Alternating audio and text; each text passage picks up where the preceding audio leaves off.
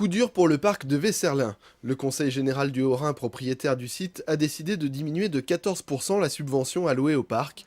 Cela représente 70 000 € à trouver pour préserver les activités et les emplois, et cela alors que le parc de Vesserlin a franchi pour la première fois en 2013 le cap des 100 000 visiteurs, contre 12 000 en 2002.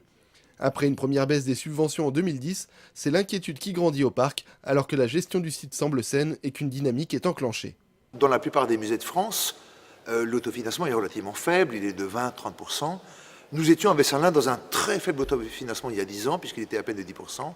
Aujourd'hui, nous sommes pratiquement à 50% d'autofinancement, ça veut dire que c'est par l'évolution du chiffre d'affaires que nous finançons la croissance, et non pas par les subventions, qui elles se réduisent. Nous sommes d'ailleurs d'accord de continuer dans ce sens-là, mais qu'on nous laisse simplement le temps d'avaler les baisses de subventions et de construire une croissance qui compense ces baisses tout en ayant de plus en plus d'emplois dans une vallée un peu déprimée, il faut le dire.